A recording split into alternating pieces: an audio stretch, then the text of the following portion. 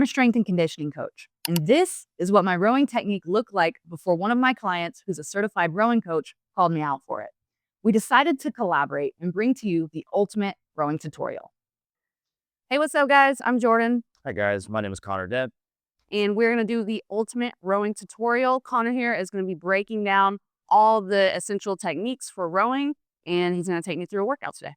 All right, so we're gonna get started with the basics. First, Jordan, I'm gonna instruct you through making sure that you're comfortably seated on the machine. So I want your sit bones or your ischium, your true sit bones, to be comfortably almost towards the back, not falling off the seat, but just kind of towards the back 3/4 of the seat. And now we're gonna talk about the foot position. We wanna make sure that the heels are not too high in the air. So if I take Jordan's leg, if I would have had her heels too high, this is going to put a lot of pressure on Jordan's low back as she hinges forward. We want the strap to be at the widest part or closer higher on the toes. If the strap is too much into the body, the middle of the foot, that means the heel is too high towards the sky. This is going to place pressure on the low back when rowing.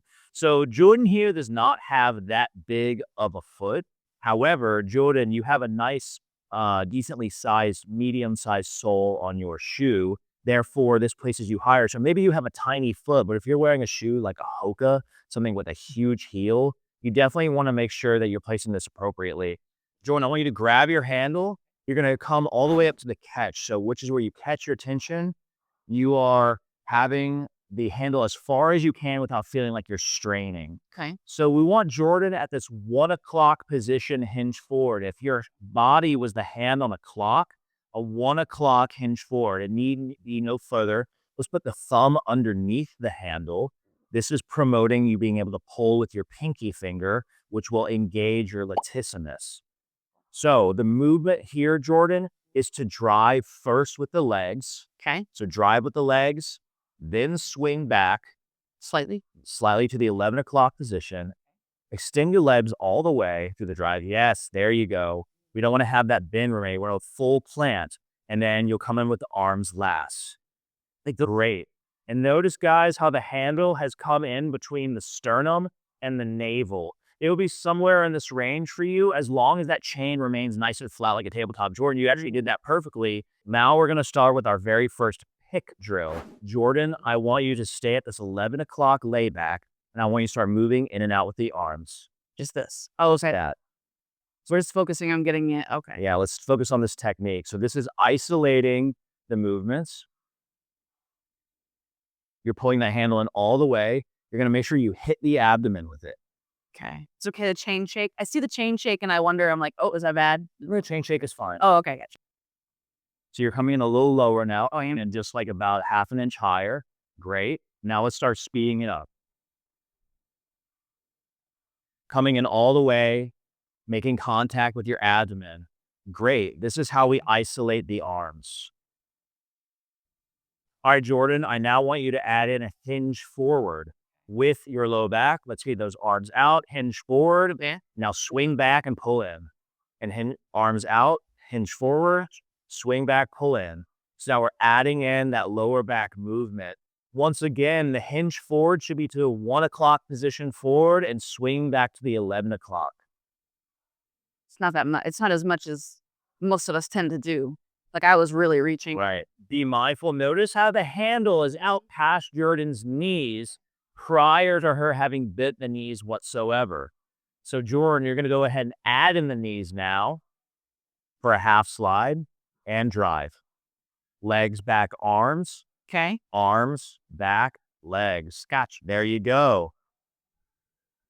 Of course, guys, we never want the knees passing the heel.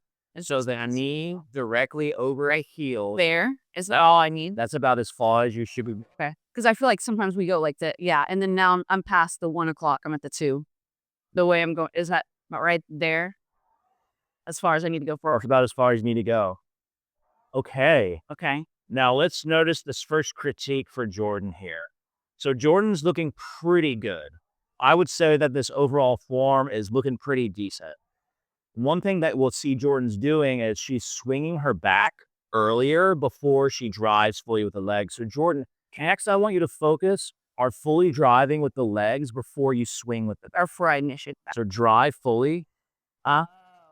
I want you to plant in with the big toe, the pinky toe, and the heel. So try to stay hinged forward, drive while still hinging forward. So this is a new pick drill that we can do.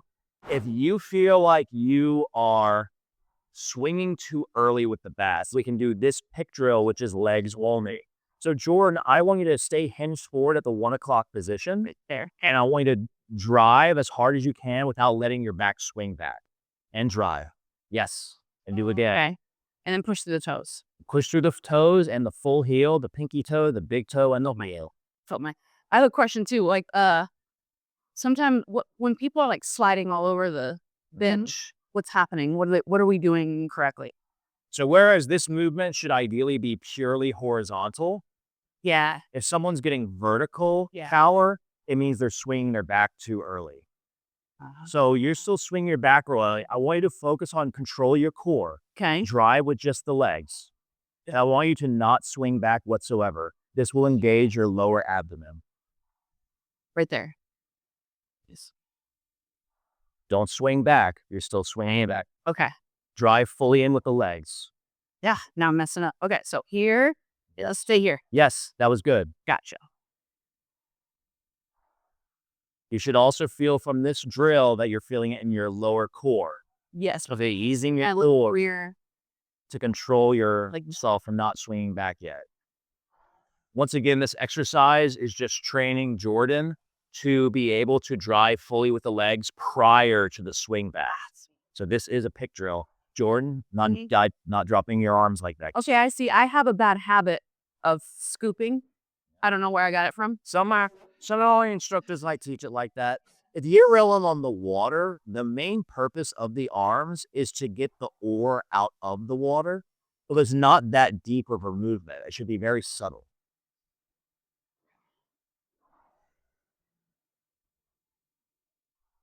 Good. That's looking a lot better. Trying. We plant in fully with the foot, the big toe, pinky toe, and heel. And guys, don't worry if your heels come off the machine. This is actually really good for stretching out the Achilles tendon, really good for your gait or your walking pattern. All right, Jordan, you're looking very good. Now let's put it all together. Let's do a full stroke, legs, back, arms, back, legs. Okay, on the top right of your monitor there, you can see your stroke rate. I want you to find a tempo of 20 for me. You're driving in with your full foot. And when you pull in with your ring finger and your pinky finger. So let's talk about the hand position for a second. Yeah. So Jordan keeps finding that she's adjusting between the incorrect and the correct. And I'm going to highlight this for you. Yeah. So This is a bad habit of doing this. well, it's not just the thumb. So it's the knuckles. So a second ago, you had these knuckles aiming towards the ceiling. What you want to do is you want to place your hands in a position and get your knuckles to be aiming forward. Like Wonder Twin powers activate. Okay. Good. Yes. Yes, your knuckles should be straight forward. Okay. Your wrist should be flat. And we're pulling in with the ring and the pinky finger because this is what's going to engage the latissimus. We are not pulling in with the pointer finger. We are pulling in with the ring and the pinky finger. Okay. So go ahead and start engaging in that now. Continuing with the full stroke, let's find a tempo of 20. Okay. You can see your tempo up there. There you go. That was at a 20.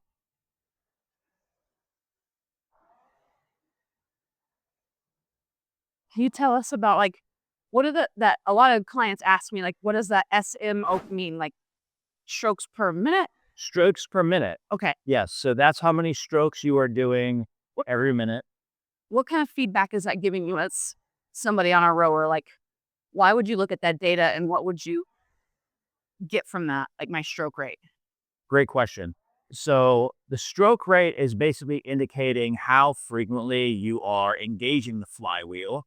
And what feedback you would want to get from this is during an exercise of power versus stroke rate, you might try to consider what power am I capable of getting even at a lower tempo? Because every time you pull the chain, you're moving the flywheel, but at a lower tempo, the flywheel gets heavier. So it's like kind of measuring your what kind of consistent power output you're getting each stroke. Exactly. Okay. Anybody can get a really high power at a tempo of 30 because you ride a flywheel very light. Probably going faster or no? That's 30. Their tempo is hot. They're probably more strokes per minute. Gotcha. But people who are newer will also rely upon the undulation of themselves back and forth on the slide. They have very little control on their return. Their form starts to break down, and they're relying on just using brute force using whatever combination of muscles in their body to just keep that flywheel tapping along. Gotcha. But learning how to output a higher power, even at a lower tempo, with proper form, demonstrates your ability to truly connect with the machine. I think, do you see on average, like women don't have as, between men and women on average, are men's stroke rate higher? No. No. Okay. I would not say stroke rate has anything to do with gender. Okay. But okay. Cool. If anything, I would say that newer people tends to gravitate towards higher stroke rates because they lack of control. So one thing that if you're new, you might want to do is not get on the machine and demonstrate how much power can I output, because that's an ego contest. If you really want to get good at rowing, can you run control at slow tempos first and then learn to build up? I like that. And with breathing, should people be exhaling on the pool, and like, should we be synchronizing that at all, or what are your thoughts? Great question. We can definitely sync the breath to the movement, and that's where we'll move into next. Cool. So Jordan, I want you to row at a power that you can still nasal breathe with. So I don't want you to push any harder than makes you breathe the mouth. Okay. So let's return to know your breathing. Heart rate. So should I stay? Right now I'm in zone 2. Okay. So Let's stay in zone 2. yes, stay under 70%. And let's do that with nasal breathing. Because remember, with nasal breathing, we keep our carbon dioxide levels high. This is increasing oxygen delivery to your tissues. This is actually going to improve your endurance. So Jordan, you're going to breathe in as you come up. This is called the return. So breathing in on the return. As you begin the drive, you should have a small breath hold and exhale fully at the catch. Breathe in, breath hold, exhale. Inhale, breath hold, exhale. The two tenets that we're seeing right now with breath are nasal breathing to promote more endurance during zone 2 training. Additionally, matching breath to movement. So we're synchronizing inhale with the return, and we're having an exhale at the finish of the drive. Notice, everyone, Jordan's doing very well here with this. Getting the arms past the knees prior to her bending the knees. You didn't do it there. Let's see it again. Arms out, past the knees before you bend them. Good. Gotcha. That's fair. Feeling good? Yes. It's a lot to focus on, but yeah. They all, well, yeah, I feel my old habit of this. And the way I was originally taught is, I think all of us trainers at the gym, the way we worked down was just like, yeah, the arms, back, legs. Yep. So it's like I got something in, but yeah, it's a lot of details. Especially I didn't realize my gripping, it's over gripping. And the timing, as I look at myself in the mirror, I see my early, too much hinge forward, and I'm kind of early on that lot of back. You don't have to. And I was on leg. Okay, that's good. But yeah, and even that, we were in zone 2 the whole time, and like I'm sweating, just because it's like, it's hard to focus psychologically on your technique too. I relearned that. The one thing that we did talk about at the beginning was the resistance level. So Jordan currently on this Concept 2 machine, Jordan has this resistance level set to 4, which is going to be good for someone who looks like Jordan's size.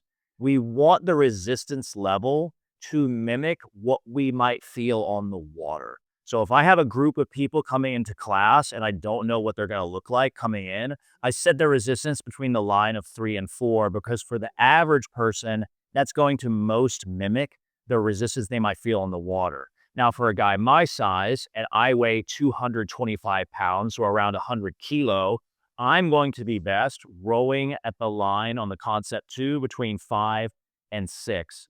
Now, for those who are the more advanced rowers, who are watching this that might want to throw in a critique. Of course, different machines have different drag factors based on the age of the machine. There's a setting you can go into on the machine and see the drag factor.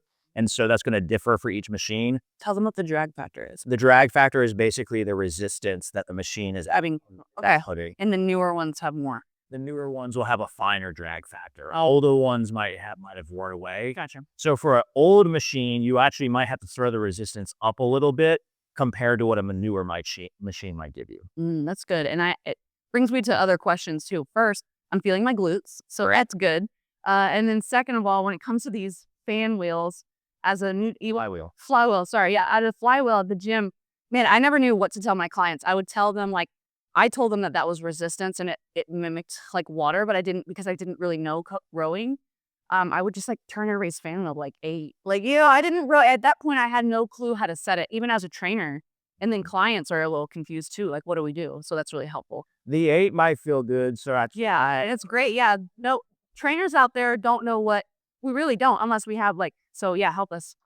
Yeah, well, that's kind of that's actually, so that's a joke I tell with people is I bet you $100 go into your local Lifetime Fitness gym, and go to the nearest Concept 2, and if there's 3 of them, I know at least one of them will have the resistance set to 10, one at a max, because somebody will get on the machine and they're not accustomed to the rowing machine, so they start rowing and they think, well, the 3 is way too light, I can handle a 10, but they can do that for maybe a minute at the weight that the resistance they might want from the flywheel. But try doing a resistance of 10, being a smaller person, for 20 minutes, and you're going to regret your decision. You're right. And it seems like when people put the fan wheel down low, they just don't know the rowing technique. They don't get any resistance because they're like, what is this? And then they unknowingly turn it up.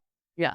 Give it 4 minutes of rowing and see it. You still are, if you want to, happy with the resistance that you. Sorry to all my clients years ago that I owe them an apology. Okay, well, we're ready. In conclusion, everybody, when it comes to rowing, we want to make sure first that we have the resistance set to the appropriate level, the foot position at the appropriate level so that our heels are not too high towards the sky, and that we are using the appropriate form. Legs back, arms back, legs.